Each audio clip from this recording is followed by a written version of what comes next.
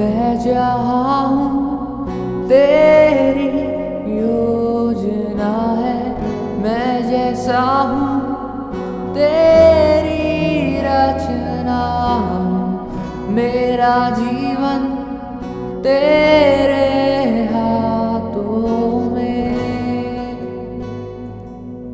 तेरे हाथों में।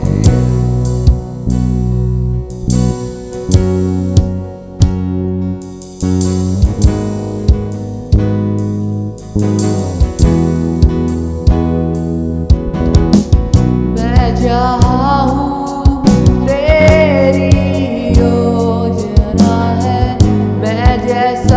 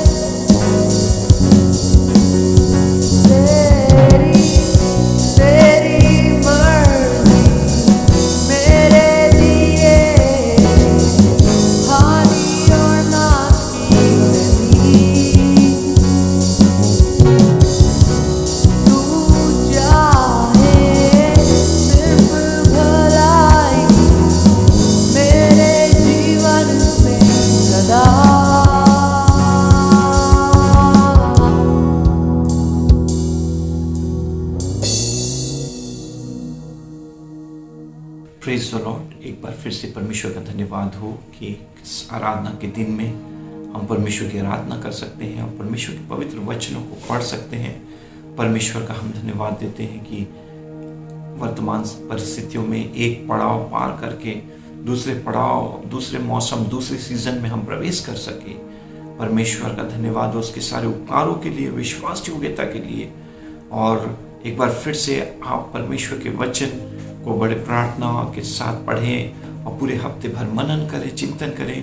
कुछ एक विचारों को मैं वचन के मार्फत से आपके सन्मुख छोड़ूंगा और उसके बाद आप इन वचनों को पढ़ सकते हैं।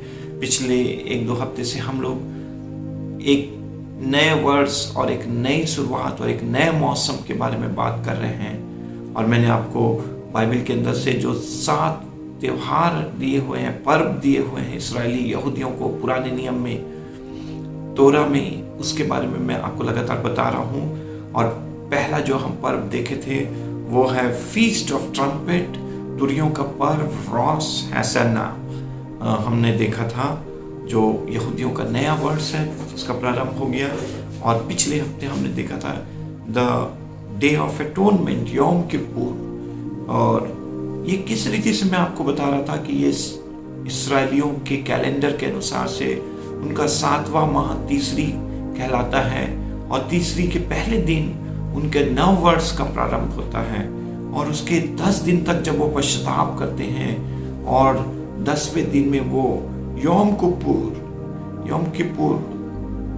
डे ऑफ एटोनमेंट, प्रायश्चित का पर्व मनाते हैं, जहां हर चीजों के लिए प्रायश्चित की जाती है, हर चीजों को शुद्ध और पवित्र किया जाता है। तो इस माह में जो 7वां माह, जो उनके लिए पवित्र माह, 7वां माह, इस माह में इनके पर्व लगातार चलते हैं। पहले दिन रॉस हैसना, तुरियों का पर्व, और उसके 10 दिन के बाद 10वें दिन यौम किपुर, डे ऑफ एटोनमेंट, प्रायश्चित का पर्व मनाया गया। और 10 दिन के बाद, तीसरी के 10 तारीख से 5 दिन के बाद 15 तारीख को एक और मुख्य पर्व है इस्राएलियों के। 3 प्रमुख पर्वों में से, 7 पर्व में से 3 प्रमुख पर्व हैं। उसमें से एक और प्रमुख पर्व, मुख्य पर्व, तीसरी के 15वां दिन में 15th of 7th month, तीसरी, इस माह में 15 तारीख को एक और पर्व ये लोग मनाते हैं और उस पर्व का नाम है फीस्ट ऑफ टैबरनेकल, तंबुओं का पर्व, फीस्ट ऑफ टैबरनेकल। तो कैसे पहले तारीख को वो नए वर्ष का पर्व मनाए, द फीस्ट ऑफ ट्रम्पेट, तुरहियों का पर्व। 10वें दिन में उन्होंने यौम किपुर, प्रायश्चित का पर्व मनाए। और उसके 5 दिन के बाद में उनका एक तीसरा और एक प्रमुख त्योहार आता है। 3 पर्वों में से एक प्रमुख त्योहार है और वो पर्व है the day of the feast of tabernacle, day of booths and और इन गैदरिंग। तो बहुत सारे शब्दों को आप गौर करिएगा, ध्यान करिएगा परमेश्वर के वचन में। अच्छा है कि हम वोकैबुलरी, शब्द ज्ञान, शब्दावली को सीखें, जानें, नए नए शब्द, पर्यायवाची शब्द, समानार्थी शब्द और बहुत सारे सुंदर सुंदर शब्दों को हम पढ़ें और मनन करें। बाइबल के अंदर में शब्द, अक्षर, ये बहुत ही मायने रखते हैं, अर्थ रखते हैं, मैटर करते हैं। तो ये पर्व जो है फीस्ट ऑफ टैबरनेकल, तंबुओं का पर्व है। और इसमें जो शब्द उपयोग किया गया है कि तंबू, ये हमारा मुख्य शब्द है। टैबरनेकल, तंबू, बाइबल के अंदर में तंबू शब्द बहुत महत्वपूर्ण है। तंबू शब्द के बारे में आज हम देखेंगे। और ये त्योहार का दूसरा भी नाम है the day of booths, booths में रहने का, झोपड़ियों में रहने का और तंबू में रहने का, छोटे से एक घरों में रहने का। और दूसरा एक शब्द है इन गैदरिंग, फसल को, कटनी को इकट्ठा करने का पर्व है, इन गैदरिंग। तो ये शब्द इतने सुंदर हैं, ये पर्व के बारे में बहुत सारी बातें हम सोच सकते हैं, पढ़ सकते हैं, मनन और ध्यान कर सकते हैं। मुझे इतनी सारी चीजें आ रही हैं इस पर्व के बारे में कि मैं क्या क्या आपको बताऊं। मगर कोशिश करूंगा जैसे परमेश्वर का आत्मा अगुवाई कर रहा है, कुछ एक बातों को समझाएंगे, उसके बाद आप अपने घरों में इन वचनों को खोलकर हफ्ते भर पढ़ें, मनन करें और अध्ययन करें और ध्यान करें। तो इसके लिए जो बाइबल के अंदर में मुख्य तोरा में जो पुस्तक है, जो लेव्यवस्था की पुस्तक, उसका 23 अध्याय, उसका 33 से 36 पद में इसके बारे में दिया है। उसका 39 से 43 पद में तंबू के पर्व के बारे में दिया हुआ है। निर्गमन की पुस्तक 23 अध्याय, उसका 16 पद के आखिरी पार्ट में इसके बारे में दिया है। 34 अध्याय उसके 22 पद में दिया है निर्गमन की पुस्तक। गिनती की पुस्तक 29 अध्याय 12 से 34 पद में दिया हुआ है। व्यवस्था विवरण की पुस्तक 16 अध्याय उसका 13 से 15 पद में दिया है। जकरिया नबी की पुस्तक उसका 14 अध्याय उसका 16 से 19 पद में दिया है। और अंत में मैं आपको कुछ नए नियम के वचन भी बताऊंगा, कुछ जबूर से, भजन संहिता से भी आपको मैं कुछ बातें बताऊंगा। और इस पर्व का जो तारीख है, जो दिनांक है, वो है 15 से तीसरी के 15वां दिन में, और 7वें माह के 15वां दिन में तीसरी पर्व में ये है। और ये एक ऑटम फेस्टिवल है। इस रीति से बरसात का मौसम चला जाता है, रेनी सीजन चला जाता है, और एक ऑटम सीजन आता है, फूलों का महीना, सुंदर सुंदर फूलों का पर्व महीना आता है, ऑटम, बसंत ऋतु। इस प्रकार से बसंत ऋतु, और ये ऑटम फेस्टिवल है ये। और इस साल 2020 में शुक्रवार 2 अक्टूबर से ये पर्व मनाया गया, और इसका प्रारंभ हुआ 2 अक्टूबर से, और इस पर्व का अंत हुआ, इसका समापन हुआ 9 अक्टूबर को। 2 अक्टूबर से 9 अक्टूबर, 2 तारीख शुक्रवार से लेके 9 तारीख शुक्रवार तक, ये 5-7 दिन ये फीस्ट ऑफ टैबरनेकल, तंबुओं का पर्व मनाया गया। और इसके लिए, तंबुओं के लिए जो शब्द है, तंबू के लिए, टैबरनेकल के लिए इब्रानी शब्द सुक्कोत करके कहते हैं, और परंपरागत तरीके से उसको एस्केनेजी करके एक शब्द उपयोग किया गया है। आप सुक्कोत शब्द को याद कर लीजिए, एस्केनेजी, ये शब्द भी बहुत याद करने लायक है। सुक्कोत, सुकोस, ये सब इस तरीके से लोग शब्दों को उच्चारण करते हैं इब्रानी भाषा में और उनकी मातृभाषा में। Sukkot commonly called the feast of tabernacle, Sukkot को सामान्यतः तंबुओं का पर्व के रूप में कहा जाता है। और इस त्योहार को फेस्टिवल ऑफ शेल्टर, ये एक शरण लेने का पर्व भी कहलाया जाता है। फीस्ट ऑफ इन गैदरिंग, फसलों को, कटनी को, फलों को इकट्ठा करने का भी त्योहार है। और इसके लिए एक और शब्द हम उपयोग करते हैं, हर्ट्स माने झोपड़ियों का पर्व करके बाइबल में इसको कहा गया है। हिंदी भाषा में इसको झोपड़ियों का पर्व कहा गया है। Feast of Succoth, the feast of tabernacle. Booths होता है, जैसे कि चुनाव के समय में पोलिंग बूथ्स करके छोटा छोटा सा एक टेम्पररी, एक अस्थायी तरीके से कुछ रॉड से लोग, और कुछ ऐसे कुछ बहुत ही सुंदर रीति से ऐसे कुछ लकड़ियों को और पोल को और पाइप को, ये सब से एक छोटा छोटा बूथ बनाया जाता है। जैसे हमारे देश में पोलियो का बूथ है, जब पोलियो पिलाया जाता है तो पोलियो का बूथ बनाया जाता है, जो रेलवे स्टेशन के सामने होता है, या बस स्टैंड के सामने होता है, या शहर के कुछ प्रमुख स्थानों में होता है जहाँ पर से लोग गुजरते हैं। पोलिंग बूथ, पोलियो बूथ, और बहुत सारे टेलीकम्युनिकेशंस के बूथ होते हैं, जैसे कि अलग अलग लोग, जैसे एयरटेल का बूथ हो सकता है, रिलायंस जियो का बूथ हो सकता है। और उसके बाद मैं आपको ऐसे बताते रहूं, जब चुनाव के लिए हम लोग वोट देने जाते हैं तो वहाँ सब अपनी पार्टी के लोग अपना छोटा छोटा बूथ बनाते हैं, जहाँ पर वो हमें हमारा नंबर बताते हैं, सारे रूम्स के बारे में बताते हैं। तो ऐसा बूथ्स मतलब टेम्पररी, थोड़े समय के लिए, अस्थायी तरीके से, कुछ घंटों के लिए, कुछ समय के लिए एक बनाया जाता है। ऐसा एक छोटा सा ऑफिस सेंटर टाइप का। जैसे कि अभी वर्तमान इस नए मौसम में लोग बहुत सारे 2 व्हीलर्स 4 व्हीलर्स सेल करेंगे। ऑटोमोबाइल्स के लोग जो हैं, टाटा मोटर्स वाले, महिंद्रा वाले, मारुति सुजुकी वाले और ना जाने कितने सारे जो कंपनीज हैं, वो लोग ऑटोमोबाइल्स वाले लोग भी अपना बूथ बना के अपने प्रोडक्ट का, अपनी व्हीकल्स का और चीज़ों का प्रचार करते हैं। तो एक शब्द उपयोग किया जाता है बूथ्स, हट्स, झोपड़ी। कच्चा झोपड़ी है, दक्षिण भारत में आप जाएंगे तो पैरे का झोपड़ी और घर आपको मिलेगा।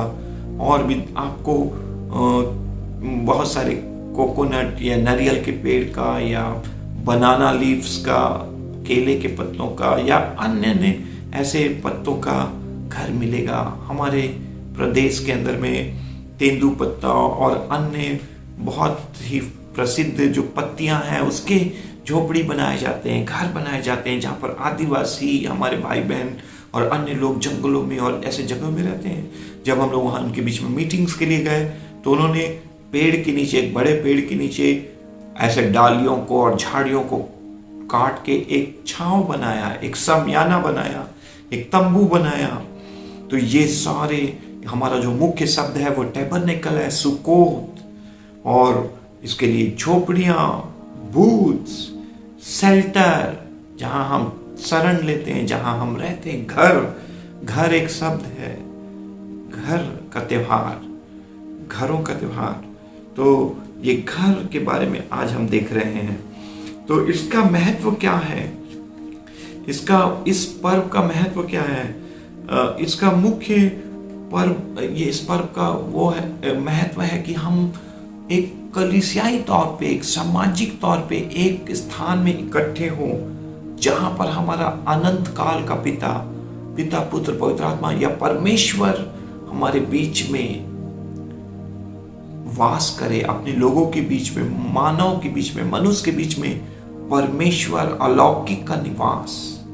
तो इस पर्व में लोग जब 5 दिन 7 दिन के लिए इकट्ठे होते हैं, 7 दिन के लिए, तो सब लोगों के बीच में परमेश्वर की उपस्थिति, परमेश्वर का सामर्थ, परमेश्वर का अभिषेक उतर आता है। और उन लोग 5-7 दिन सब चीज, अपने कामों को, नौकरियों को, फैक्ट्रीज को, कंपनीज को, सारे सरकारी दफ्तरों को छोड़कर इन दिनों में अपने लोगों के साथ निवास करते हैं, उनके बीच में रहते हैं। उनकी दूसरा मुख्य कार्य है कि वो एक दूसरे के लिए कोई सेवा का अवसर ढूंढते हैं। जब साथ में रहते हैं, किसी की कोई मदद करते हैं और मिलकर सामूहिक तरीके से एक कम्युनिटी के रूप में, एक समुदाय के रूप में इकट्ठे होकर वो लोग एक दूसरे की सेवा का अवसर ढूंढ के एक दूसरे की मदद करते हैं, सेवा करते हैं, एक दूसरे के साथ समय व्यतीत करते हैं, परमेश्वर के साथ समय व्यतीत करते हैं।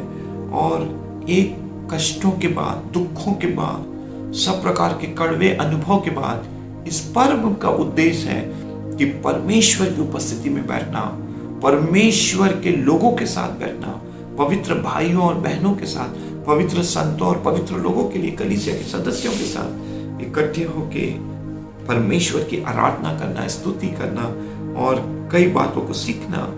The gathering of the harvest, ये जो पर्व है उस समय कटनी और फसल को इकट्ठा करना है। यहूदी लोग जब निर्गमन में, उन लोग मिस्र देश से बाहर निकले और जंगल की यात्रा में चलने लगे, तब से लेके सुलेमान का जब तक मंदिर नहीं बन गया, तब से लेकर ये लोग तंबुओं में रहा करते थे, झोपड़ियों में रहा करते थे, बूथ्स में रहा करते थे। ये लोग अपना डेरा डंका सब इकट्ठा करते थे और एक जगह से दूसरी जगह जाते थे, एक बंजारे के समान, एक खाना बदोश के समान, एक मुसाफिर के समान, परदेसी के समान। तो ये पर्व हमें कई चीजें बताता है कि हम लोग कभी भी दुनिया और दुनिया की चीजों को, किसी भी बहुमूल्य चीजों को अपना सब कुछ ना समझ ले, इसको स्थायी ना समझ ले। इस दुनिया में कोई भी चीज जो दिखने वाली है वो स्थायी नहीं है, सारी चीजें अस्थायी हैं। हमारे रिश्ते, नाते, संबंध, कई चीजें थोड़े समय के लिए है, उसके बाद हम अनंत जीवन में प्रवेश करेंगे। तो कई चीजें, ये लोग एक जगह से दूसरे जगह तंबू में रहा करते थे। और जब मैं इनकी जंगल की यात्राओं के बारे में सुनता हूँ, सोचता हूँ, तो मैं सोचता हूँ कि समाज में घर का कितना महत्व है। समाज में लोग, हमारे देश में ऐसा कहते हैं कि रोटी, कपड़ा और मकान। हमें 3 चीज़ों की ज़रूरत है। भोजन चाहिए, हमें वस्त्र चाहिए, और तीसरा रहने के लिए, सिर छुपाने के लिए जगह चाहिए। ये सिर छुपाने की जगह का त्योहार है, पर्व का त्योहार है। तो जब ये लोग जंगल में निकल पड़े, जहाँ पर कोई रोड नहीं है, कोई हाईवे नहीं है, जहाँ पर कोई इंडिकेशंस नहीं है, कोई डायरेक्शन लिखा हुआ नहीं है, और जहाँ पर कोई वाटर फैसिलिटी नहीं है, पानी का कोई वाटर सप्लाई, वाटर पाइपलाइन नहीं है। उसके बाद दूसरी बात, अगर आप जंगल में निकल गए तो आपके पास वहाँ पर कोई घर नहीं है, जहाँ पर हाउसिंग फैसिलिटी नहीं है, कोई म्युनिसिपल कॉरपोरेशन ने घर नहीं बनाया है, नगर निगम के लोगों ने इस्राएलियों के लिए घर नहीं बना दिया था जंगल में। विश्वास से मिस्र देश को, संसार को, दासत्व को, गुलामी को, जहां पर लोगों को मछली मिल रहा था, जहां पर उनको प्याज मिल रहा था, जहां पर उनको खाने की सारी चीजें मिल रही थी, वो लोग वहां पर जम रहे थे, बस रहे थे, वैसे जगह से परमेश्वर उनको निकाल के जंगल की यात्रा में लेके गया। तो जब जंगल से आप जाएंगे तो आपको कहाँ घर मिलेगा? कोई परमानेंट हाउस नहीं मिलेगा, कोई गवर्नमेंट का हाउस नहीं मिलेगा। तो ऐसे समय में वो लोग तंबू में रहते थे यात्रा में। तो जब वो लोग यात्रा से पार हुए और कनान देश में बस गए, तब परमेश्वर ने उनको तोरा के द्वारा दिया, मूसा के मार्फत से बातचीत किया और कहा कि तुम हर साल ये पर्व तीसरी माह के 10 तारीख के बाद 15 तारीख से 5-7 दिन तक तंबुओं का त्योहार, फलों को इकट्ठे करने का त्योहार मनाया करना और स्मरण करना कि तुम्हारे पुरखा, तुम्हारे बाप दादा कैसे मिस्र को छोड़ के जंगल की यात्रा में तंबू को अलग अलग जगह गड़ा कर रख कर कनान देश में प्रवेश किए। हमारे पिता इब्राहिम के बारे में आप सोचिए कि किस रीति से वो तंबुओं में रहा करता था, वृक्ष के छाया के नीचे रहा करता था। कैसे वो स्वर्गदूत लोग उसके पास आए, उससे मिलने के लिए, उसको पैगाम देने के लिए, उसको बेटे की आशीष देने के लिए, उसको उसके भतीजे के परिवार को बचाने के लिए आए उसके पास तंबू में। इब्राहिम तंबू के बाहर था, सारा तंबू के अंदर थी, पर्दे में थी। और किस रीति से प्रभु तंबुओं में रहा करते थे, इब्राहिम, इसहाक, इसराइल, याकूब। और कैसे इस्राएली लोग तंबुओं में रह के एक जगह से दूसरे जगह तीसरी जगह आगे बढ़ते बढ़ते कनान देश में वो प्रवेश किए। परमानेंट सेटलमेंट, एक ऐसे देश में जहां दूध और दही, मधु की धारा बहती है। तो इस त्योहार में family spend as much time as possible in the sukkah. इस परिवार में लोग अपने सुख सुविधाओं की चीजों को छोड़ के एक थोड़े समय के लिए बनाया हुआ अस्थायी सुक्कोत या सुक्खा बोल के एक झोपड़ी बनाया जाता है, जो लकड़ियों और चीजों से बनाई जाती है, पेड़ पत्तियों से बनाई जाती है, छीन के पेड़ से बनाई जाती है, उनकी पत्तियों से बनाई जाती है, डालियों से बनाई जाती है। उसमें ज्यादा से ज्यादा समय वो लोग रहते हैं और कुछ अनुभव करने की कोशिश करते हैं, जानने की कोशिश करना चाहते हैं कि हमारे पुरखा लोग कैसे इन परिस्थितियों का सामना किए और कैसे कष्टों को सह के वो पवित्र नगर कनान देश में प्रवेश किए। तो तंबू का मतलब क्या है? ये एक संज्ञा है। इसका मतलब होता है कोई एक स्थान, हाउस ऑफ वर्शिप, आराधना का स्थल, आराधना का घर। द पोर्टेबल सेंचुरी, एक ऐसा पवित्र आराधना का स्थल और मंदिर जो कि पोर्टेबल है, जो एक जगह से दूसरे जगह ले जाया जा सकता है, जिसको शिफ्ट किया जाता है। सेंचुरी, पवित्र स्थान, आराधना का स्थान, आराधनालय। फ्रॉम वैंडरिंग, जब वो लोग जंगल में जगह जगह भटक रहे थे और जा रहे थे, तब इन लोग इस आराधना के लिए तंबू तैयार करते थे। और तंबुओं का प्रारंभ, टैबरनेकल का प्रारंभ वहां से हुआ, जंगलों से। जब तक कि सुलेमान ने एक स्थायी मंदिर यरूशलेम में नहीं बना दिया, तब तक वो लोग पवित्र स्थान को बहुत सादगी से और निर्देश के अनुसार से उन तंबुओं को खोलते थे, उनके सामानों को बहुत ही अनुशासन से रखते थे, फिर दूसरे जगह उसको फिर से प्रार्थना पूर्वक बहुत ही नियम कानून से फिर से स्थापित करते थे। और जब तक वो रहते थे उन तंबुओं में आराधना करते थे, फिर से वो तंबू को दूसरी जगह से ले जाते थे। ये बहुत ही कठिन काम था। तंबू को एक स्थान से दूसरे स्थान, पवित्र स्थान की पवित्र सामग्रियों को एक जगह से दूसरे जगह ले जाना, दूसरे जगह से तीसरे जगह। अगर लोग नियमों और निर्देश का पालन नहीं करेंगे तो ये नाश हो जाएंगे, इनकी मृत्यु हो जाएगी। ये बड़ा कठिन काम था जो ये लोग करते थे, तंबू को लेकर जाते थे। 3 पार्ट्स ऑफ टैबरनेकल। निर्गमन की पुस्तक 25 से 27 पद में तंबुओं में 3 स्थान पाए जाते थे। बाहरी आंगन पाया जाता था, पवित्र स्थान पाया जाता था और महापवित्र स्थान पाया जाता था, जहां पर याजक साल में एक बार प्रायश्चित का वो लहू लेके पूरे देश, समाज, कौम और अपने घर परिवार सब के लिए वो हर एक वस्तुओं के लिए प्रायश्चित करता था, पूरे देश के लिए प्रायश्चित करता था। इन दिनों में पूरे देश और पूरी दुनिया और पूरे लोग और पूरे समाज के लिए प्रायश्चित करने की बात है। और किस रीति से महापवित्र स्थान में मेनोरा दीवट रखा करता था और वो रोटी का वो मेज पाया जाता था, और किस रीति से वहां पर वेदी हुआ करता था और वहां पर धूप जलाया जाता था। महापवित्र स्थान में 3 चीजें हुआ करती थी, मेनोरा, शॉब्रेड और ऑल्टर, वेदी, जहां पर पवित्र धूप जलाए जाते थे। तो तंबुओं के बारे में बहुत सारी चीजें हैं। नए नियम के अंदर में हम लोग जल्दी से देखेंगे कि नए नियम के अंदर में भी क्या फीस्ट ऑफ टैबरनेकल, तंबुओं के पर्व के बारे में कुछ है क्या। यूहन्ना रचित सुसमाचार 7 अध्याय उसका 1 से 52 पद को यदि आप पढ़ेंगे तो वहां पर यीशु मसीह भी अपने रीति विधि के अनुसार से तंबुओं का पर्व में यरूशलेम में गया हुआ था। 7 दिन तक ये लोग पर्व मना रहे थे।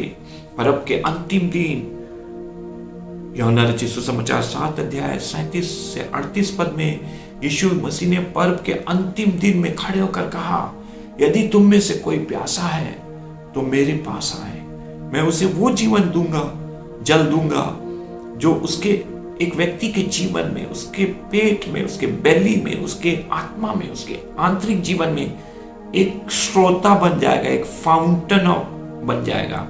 फाउंटेन, स्रोत उसको बोलते हैं जहां से लगातार पानी बहता है, उसको हम एक फाउंटेन बोलते हैं। तो मैं जो जल दूंगा वो तुम्हारे अंदर से जीवन के जल की नदियां बह निकलेगी और सब लोगों को हरा भरा करेगी, सब लोगों को चंगा करेगी, सब लोगों को बहाल कर देगी। सालों साल तंबुओं का पर्व बनाने के बाद भी यीशु मसीह इस जीवन काल में यहाँ पर देखते हैं कि ये लोग रीति विधियों को कर रहे हैं, मगर अभी तक इनको सच्चाई में पवित्र आत्मा का सामर्थ्य और अभिषेक नहीं मिला है। जैसे आत्मिक जीवन में उद्धार का अनुभव और नए जीवन का अनुभव, जीवन के बदल जाने का अनुभव, सच्ची प्यास बुझाने वाला जल इनको अभी तक नहीं मिला है। ये लोग हर साल त्योहार मनाते हैं, सब चीजें करते हैं, खाली आते हैं और खाली जाते हैं, मगर जो उनकी आत्मा को सच्ची संतुष्टि मिलनी चाहिए, जो सच्चा आशीष मिलना चाहिए, वो उनको नहीं मिल पा रहा था।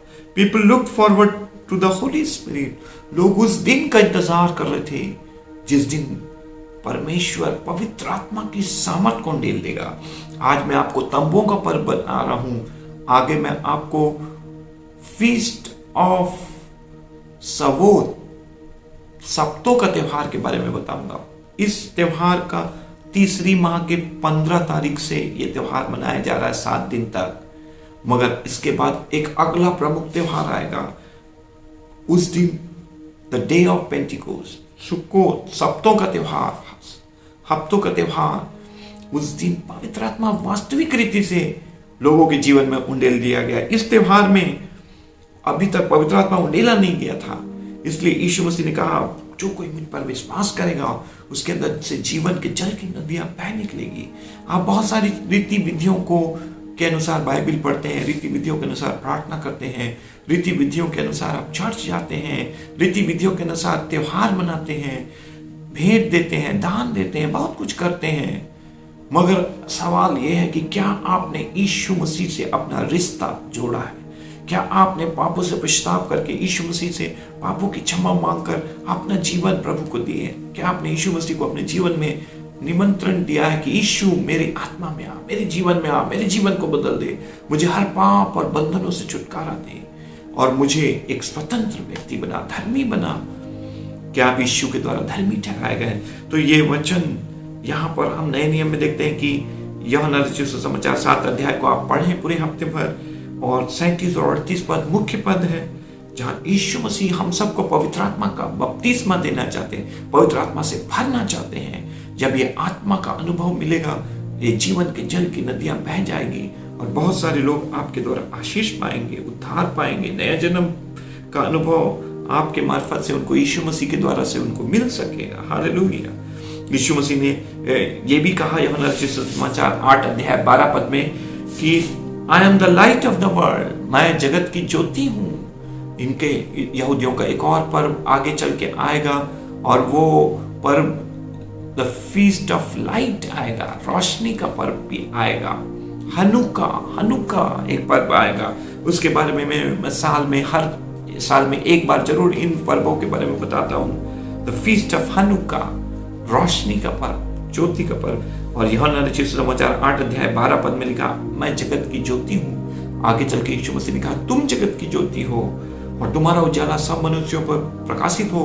तुम्हारे भले और अच्छे कामों को देखकर लोग पिता की जो स्वर्ग में है महिमा करने पाए, करके परमेश्वर के वचन में लिखा है। तो आप इन बातों को गौर करें, मनन और चिंतन करें। इस सुक्कोत का जो एक रूपक क्या है, इस तंबुओं के त्योहार में बहुत कुछ की जाती है, मगर कुछ एक चीजों के बारे में ही मैं आपको अभी बता पा रहा हूँ। तो इन क्या क्या सिंबल्स है जो सुक्कोत के समय में, कौन कौन से ऐसे चिन्ह, कौन कौन से ऐसी चीज वस्तुएं हैं जिसको ये लोग उपयोग करते हैं। इस त्योहार के समय में इस्राएली यहूदी लोग बाजार जाते हैं, मार्केट जाते हैं। बाजार में जाकर वो लोग लुलावा, ये एक इब्रानी शब्द लुलावा लेने जाते हैं।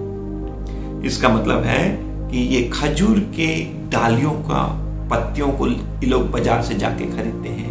हमारे प्रदेश में भी कितने प्रकार के त्योहार होते हैं और कई प्रकार की पूजा सामग्री लोग सड़क के किनारे बैठ के बेचते हैं। कई प्रकार की पत्तियां, कई प्रकार के चीजें, अलग अलग वस्तुएं, धागा, पत्तियां, फूल, ये हमारे प्रदेश और देश में भी बहुत अच्छे से आप ध्यान देंगे तो देख सकते हैं। कई प्रकार की पत्तियों को वो बेचते हैं। तो यहूदी इसराइलियों के बीच में भी, ये एक एशिया का देश है, मिडिल ईस्ट, मध्य पूर्वी एक देश है, हमारे एशिया महाद्वीप का देश है। बहुत सारी संस्कृति और चीजें एक दूसरे से मिलती हुई हैं। लुलावास, पाम ट्री का ब्रांचेस, जो खजूर की डालियां और उसकी पत्तियों को लिया जाता है। हेडास, twigs and leaves, willow tree का जो है उसकी छोटी छोटी ट्विक्स एंड छोटी छोटी ऐसी पत्तियां और कलियां और उनकी पत्तियों को भी लाया जाता है। उसके बाद एट्रोग लिया जाता है, एट्रोग बोल के लिया जाता है, lemon like fruit of the सिट्रन tree. तो इसमें लुलावास, हडास, एट्रोग, ये कई प्रकार की पत्तियां और साइट्रस फ्रूट जैसे कि संतरा, मौसम्बी, जिसमें रस वाला फल, ये सब लिया जाता है। इस प्रकार की पत्तियों को लिया जाता है और इन पत्तियों को लेकर ये तंबुओं का जो पर्व है वो मनाया जाता है। और इन सब के बारे में, एक एक चीजों के बारे में गहराई से और विस्तार से बताया जा सकता है।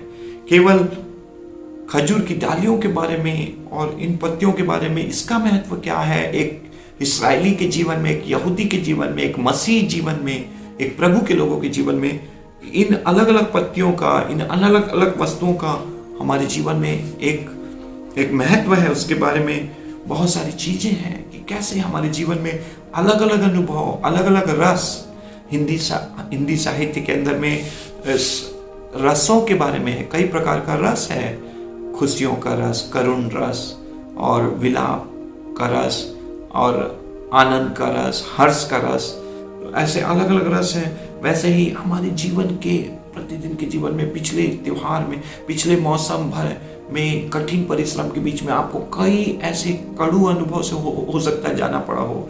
कोई आनंद के अनुभव से आप गए होंगे, शांति के अवसर से गए होंगे। तो ये सब पत्तियों और इन पेड़ों और इन वृक्षों और इन फलों का इस प्रकार से हमारे जीवन में महत्व है कि हमारे जीवन में सब प्रकार की चीजें होनी चाहिए और इन सब अनुभव से होकर हम लोग जाते हैं। तो भजन संहिता 120 से 135 भजन को पढ़ा जाता है तंबुओं के पर्व में। इसको हलेल, स्तुति का भजन, हलेल एक इब्रानी शब्द है जिसका मतलब है स्तुति, आराधना, स्तुति। तो ये स्तुति का भजन पढ़ा जाता है, Sam's of accent.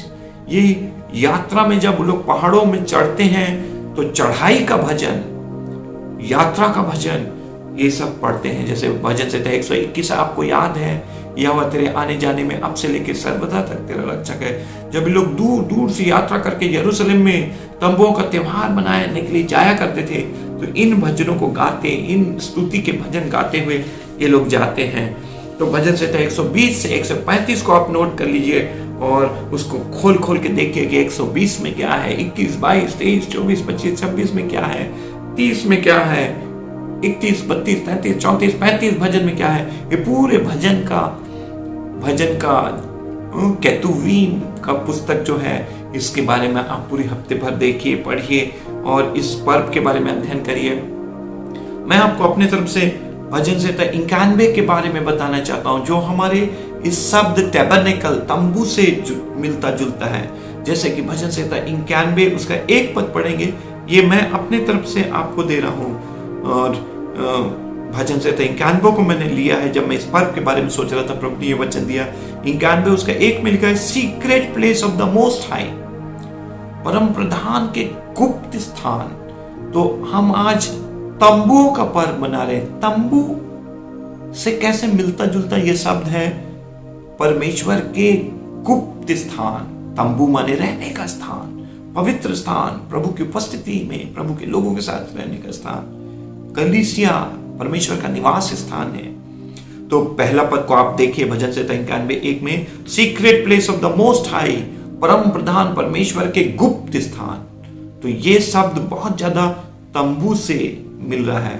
Feast of tabernacle, तंबुओं का त्योहार से मिल रहा है। उसके पहला पद के दूसरे भाग में, under the shadow of the almighty, सर्वशक्तिमान परमेश्वर की छाया, उसकी छाया, उसका छाया, परमेश्वर की छाया हमारे साथ चलती है।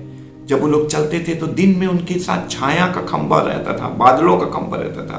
कैसे परमेश्वर बादलों में, छाया में हमें सिखाता है। ऐसा लोग कहते हैं कि माँ का साया, माँ का कवरिंग, माँ का प्रोटेक्शन, माँ की साया, वैसे परमेश्वर की साया हमारे ऊपर है, उसका तंबू हमारे ऊपर है। Under the shadow of the almighty, सर्वशक्तिमान के छाया में, उसकी साया में, उसके कवरिंग में हम कैसे, तो ये तंबू से संबंधित है। तो इस वर्तमान समय में जबकि रोग, बीमारी, संक्रमण, मौत लोगों को नाश करने के लिए तुला हुआ है, कितने लोग नाश हो जा रहे हैं, कितने लोग शिकार हो जा रहे हैं, ऐसे समय में परमेश्वर हमें अपने तंबू के गुप्त स्थान में, अपने छाया में, अपने पंखों के आड़ में वो हमें छिपाएगा। चौथा पद में लिखा है, cover the with his feather, परमेश्वर हमें अपने पंखों से छिपा लेगा। परमेश्वर के वचन में, तोरा में एक उकाब पक्षी के बारे में दिया है कि परमेश्वर उकाब पक्षी के समान हमें सिखाता है, उड़ना सिखाता है। एक समय तक वो हमें अपने घोंसले में रखता है, उसके बाद घोंसले से फेंक देता है ताकि हम उड़ना सीखें। तो पंखों में परमेश्वर छिपाता है, वो अंडर हिज विंग्स, वो अपने पंखों में, फेदर्स, पंखुड़ियां मिलके पूरा पंख बनता है, पूरा उसका विंग्स बनता है।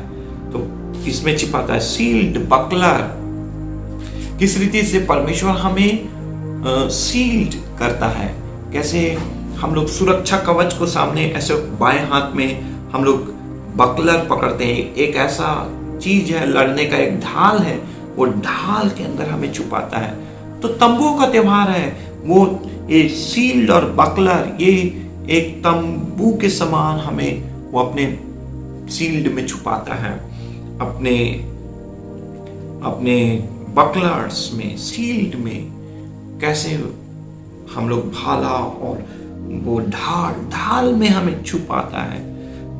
और 9वां पद में लिखा है कि हैबिटेशन, अपने निवास स्थान में। अब 10वां पद में लिखा है ड्वेलिंग, उसका निवास स्थान। हैबिटेशन, जहां पर हम निवासरत रहते हैं, हम निवास करते हैं। ये कितने अलग अलग शब्द हैं, इसके अलग अलग मीनिंग है। हैबिटेशन जहां पर लोग निवास करते हैं, जहां पक्षियां निवास करते हैं, जहां जंगली जानवर निवास करते हैं, जहां पालतू जानवर निवास करते हैं, तो हर एक का हैबिटेशन अलग है। उसके बाद ड्वेलिंग, हम जहां पर निवास करते हैं, जिसके अंदर में रहते हैं, जिस घर के अंदर में हम रहते हैं। तो ये भजन संहिता 91 में तंबुओं के बारे में, तंबुओं का पर्व के बारे में मैं आपको बता रहा हूं। कैसे अलग अलग सब मैंने आपको बताया कि तंबू है, हर्ट्स माने झोपड़ियों का त्योहार, झोपड़ी है, बूथ्स के बारे में मैंने आपको बताया। वैसे अभी secret place, shadow of the almighty, पंखों और उसके पंखुड़ियां के अंदर छिपाता है, ढाल के अंदर हमें छिपाता है। वो हमारा हैबिटेशन है जहां पर हम निवास करते हैं और उसके अंदर में हमारा ड्वेलिंग पाया जाता है। मत्ती रचित सुसमाचार 6 अध्याय 6 पद में लिखा है कि जब तू प्रार्थना करे तो गुप्त स्थान में जा और गुप्त में प्रार्थना कर, तो परमेश्वर जो गुप्त में है वो तुझे फल देगा। तो ये भी वचन कैसे तंबुओं के पर्व से जुड़ा है। ये नया नियम का वचन मैं आपको बता रहा हूं कि जब आपको प्रार्थना करना है तो आप अन्य जातियों के समान बक बक नहीं करेंगे। बहुत बोलने से लोग सोचते हैं कि हमारी प्रार्थना सुन ली जाएगी, ऐसा नहीं। आपके मन की शुद्धता के अनुसार सुनी जाएगी, सच्चे सोच और विचारों के कारण सुनी जाएगी। अब तो और बड़े बड़े महफिलों में, बड़े बड़े सामूहिक स्थान में प्रार्थना करना, लोग लंबी चौड़ी प्रार्थना करना और दिखावा और आडंबर करते हैं। ऐसी प्रार्थनाओं को यीशु मसीह ने खारिज कर दिया है। मगर जब तू प्रार्थना करे तो तू तंबू में जा, सीक्रेट प्लेस, गुप्त स्थानों में जा। और प्रेयर सॉल, यहूदी लोगों का एक प्रेयर सॉल है तलित, उसको जब भी वो प्रार्थना करते हैं तो वो अपने मुंह को पूरा ऐसा ढांप लेते हैं और अंदर में हिल हिल के जोर जोर से बोल बोल के प्रार्थना करते हैं उन लोग। जब हम बच्चों को पढ़ने के बारे में बोलते थे, याद करने के बारे में बोलते थे, तो उनको बोलते थे बोल बोल के पढ़ो, अंदर मन में मत पढ़ो, बोल बोल के कंठस्थ करो, मुखाग्र करो। वैसे ये लोग ऐसे अपने आप को ढांक लेते हैं प्रेयर सॉल से, तलीत से, और अंदर में ऐसा जैसे पहाड़ा पढ़ते हैं, 2 एकम 2 2 2 4 ABCD 1 2 3 4 ऐसा पढ़ते हैं जोर। तो वैसे ये लोग प्रार्थना करते थे। बहुत सारे वचन हैं जो जिसको वो बोलते हैं इस प्रार्थना में, उसको अभी बताने का समय नहीं, परंतु ये लोग प्रार्थना सॉल लेकर प्रार्थना करते हैं। तो आज लोग फीस्ट ऑफ टैबरनेकल, तंबुओं का त्योहार, घर का त्योहार, शेल्टर का त्योहार, इसके लिए बहुत सारे शब्द मैंने बताए हैं। Huts, shelters, booth, habitation, dwelling. तो आज की दुनिया, वर्तमान दुनिया में एक ऐसा फैशन सा चला है, एक ऐसा चलन सा चला है। हम लोगों के समय में हमारे जो पिताजी हैं, डैडी हैं, वो काम करते थे और हम लोग सोचते थे कि जब हम रिटायर हो जाएंगे तो हम एक जमीन खरीदेंगे और एक घर बनाएंगे और रहेंगे। अभी हमें सरकारी क्वार्टर मिला हुआ है और गवर्नमेंट क्वार्टर्स में हम लोग रहते हैं, सेंट्रल गवर्नमेंट क्वार्टर्स में रहते हैं और हमारा जीवन चलता है। उसी रूम में हमारे मेहमान भी आ जाते हैं, शादी ब्याह भी हो जाती है, सब चीज़ें हो जाती हैं। मगर वर्तमान समय में कुछ वर्षों से, कुछ डिकेड से, कुछ ऐसे समय से घर का एक फैशन चला है। नौकरी लगते ही लोग आपके घर में लोन देने के लिए आते हैं या फोन आता है और आप एकदम घर बनाने और घर लेने की सोचने लग जाते हैं। आपके लिए घर आज बहुत महत्वपूर्ण हो गई है, बहुत जरूरी हो गई है। इतने कम समय में आप घर लेना चाहते हैं, जबकि हम लोग रिटायरमेंट के बाद घर करते थे या घर के बारे में सोचते थे। और हम उस समय घर बनाते थे और इतने सारे रूम्स बनाते थे जब तक बाल बच्चे पढ़ने लिखने और बाहर प्रदेश, देश और शहरों में निकल जाते थे और फिर उतने बड़े घर में 2 लोग 3 लोग ही रहते थे। और जब हमें बहुत ज्यादा घर की आवश्यकता थी, उस समय हम छोटे छोटे घरों में गुजारा करते थे। मगर वो आनंद और शांति और वो यादगारी हमारे लिए बहुत ही बहुमूल्य है। तो कहने का मतलब है पीपल आर्ट्स, आज लोग गोल्डन अपार्टमेंट लेना चाहते हैं, प्लैटिनियम, मतलब बड़ा सा बड़ा महल, मैंशन, बड़ा बड़ा बंगलो, सेपरेट क्वार्टर, ये सब के बारे में बात चल रहा है। ये अपार्टमेंट, वो अपार्टमेंट लोग लेना चाहते हैं। आज घरों के पीछे दौड़े जा रहे हैं। मगर आप याद रखिए, कोई भी चीज स्थायी नहीं है इस दुनिया में और हमें परमेश्वर के लिए तैयारी करना चाहिए। यदि हम अपना धन प्रभु के राज्य के लिए बो देंगे, लगा देंगे, बीज बो देंगे, तो परमेश्वर के राज्य में 1000 गुना प्रतिफल हमें मिलेगा। मगर यदि आप करोड़ों रुपए का कर्ज लेके इस जीवन भर आप कर्ज पटाते रहेंगे और घर के पीछे जाएंगे तो शायद आप बड़े आशीषों को खो देंगे। इसलिए आज के समय में घर के बारे में बहुत बातें होती हैं, तंबू निवास स्थान के बारे में बहुत बातें होती हैं, मगर हम लोगों को इस भौतिक चीजों के लिए भौतिक बातों की ओर नहीं बढ़ना है, बल्कि हमको आत्मिक बातों की खोज में लगे रहना है। आत्मिक बातों में, स्वर्गीय बातों पे ध्यान और मनन लगाना है। यीशु मसीह आ जाएगा तो हम लोग सब का रैप्चर हो जाएगा, हम लोग उठा लिए जाएंगे। बहुत जल्दी यीशु मसीह आने वाला है, सारे निशानात बता रहे हैं चारों तरफ। और जब हम उठा लिए जाएंगे 7 साल तक हम मध्य आकाश में रहेंगे, और उसके बाद हमारा जो तंबू है, हमारा जो डेरा है, हमारा जो टैबरनेकल है, हमारा जो झोपड़ी है, हम यीशु मसीह के साथ यरूशलेम में उतरेंगे। वो हमारा अनंतकालीन डेरा है, अनंतकालीन तंबू है, जहां पर अनंत जीवन भर हम परमेश्वर के साथ रह के बिना कोई आंसू, बिना कोई मृत्यु, बिना कोई शोक और विलाप और संताप के आनंद के साथ परमेश्वर की आराधना, स्तुति, सेवा, कार्य और प्रभु की मनसा, इच्छा, उद्देश्य, उसके मकसद को पूरा करेंगे। तो आज मैंने आपको बताया है कि किस रीति से तंबुओं का पर्व, झोपड़ियों का पर्व हमारे लिए महत्वपूर्ण है। वर्तमान समय में हम ऐसे घरों और ऐसे चीजों के पीछे न जाएं जहां पर हमारा पैसा वेस्ट हो जाए और चीजें वेस्ट हो जाए, और हम ना प्रभु के लिए बो पाए, ना अपने लिए कुछ उसका उपयोग कर पाए। आज हम अपने जीवन को प्रभु के हाथों में सौंपें। ये पर्व हमें स्मरण दिलाता है कि कैसे हम आत्मिक घर बन रहे हैं। हर एक चुना हुआ विश्वासी एक जीवित पत्थर है, और जहां कहीं भी हम यीशु मसीह के नाम से इकट्ठे होते हैं वहां पर यीशु मसीह का निवास स्थान होता है। और हम प्रार्थना करते हैं, आराधना करते हैं, वचन पढ़ते हैं, वचन सुनते हैं और आत्मिक उन्नति करके प्रभु के आगमन की बाट जो रहे हैं। और एक दिन वो आएगा, हम सब उठा लिए जाएंगे। सारे रोग, बीमारी, कष्टों से, इस हाड़ और मांस से, लहू और मांस से छुटकारा मिल जाएगा, और एक स्वर्गदूतों के समान एक नया शरीर मिलेगा, जिसके लिए कोई वैक्सीन की आवश्यकता नहीं है, जिसके लिए कोई एंटीबायोटिक की आवश्यकता नहीं है, जिसके ऊपर में कोई वायरस का प्रभाव नहीं होगा। तो हम प्रार्थना करें, आराधना करें, विश्वास करें, और इस साल भी इस फीस्ट ऑफ टैबरनेकल मनाएं। आने वाला हफ्ता, आने वाला समय, आने वाला दिन आपके लिए बहुत ही आशीषमय हो। परमेश्वर आपको बहुत प्यार से आशीष दे।